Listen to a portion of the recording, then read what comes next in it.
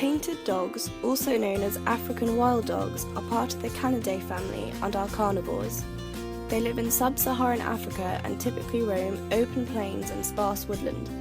They live in large social groups called packs that operate as a family unit and are usually dominated by a monogamous breeding pair that can have up to 20 pups.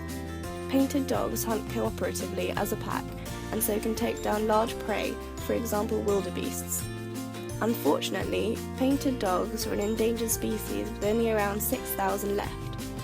They are threatened by habitat loss and fragmentation, infectious disease spread by domestic animals and livestock, and conflict with human activities.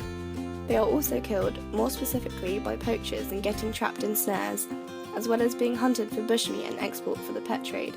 Death and injury from roadkill is also a problem. Painted dog conservation has three main objectives: find the problem, reduce the problem, and tell others about the problem. PDC has created multiple programs and many conservation efforts, including 3 anti-poaching units. The rehabilitation facility caters for all dogs that need holding while they recover from injuries. PDC monitors the packs and includes landowners in their monitoring efforts to gain accurate information about the dog's behaviour patterns, hunting success and mortality. There are also numerous educational programs in place. The Children's Bush Camp programme teaches local children about the importance of conservation.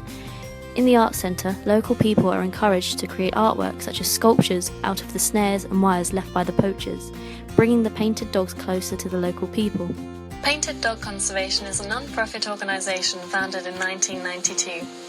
PDC's mission statement is to protect and increase the range and numbers of the painted dog. They have worked mutually with both animals and communities locally and all around the world to create a successful global business. Here are some of PDC's achievements in the last decade that represent common ground between anthropology and conservation, both locally and internationally.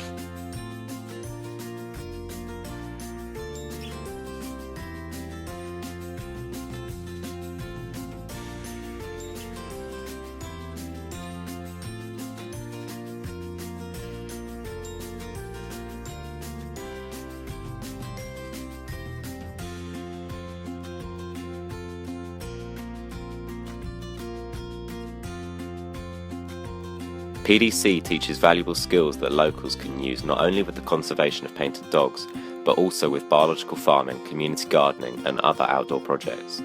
By providing local people with knowledge on the long-term negative effects of poaching and balanced biodiversity, PDC can also look at issues such as environmental degradation and poor water conservation practices.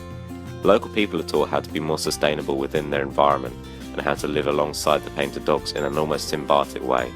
The end goal of this work is to remove the threats of poaching as much as possible and begin to reintroduce the dogs back into the wild with the hope that its population can begin to thrive again.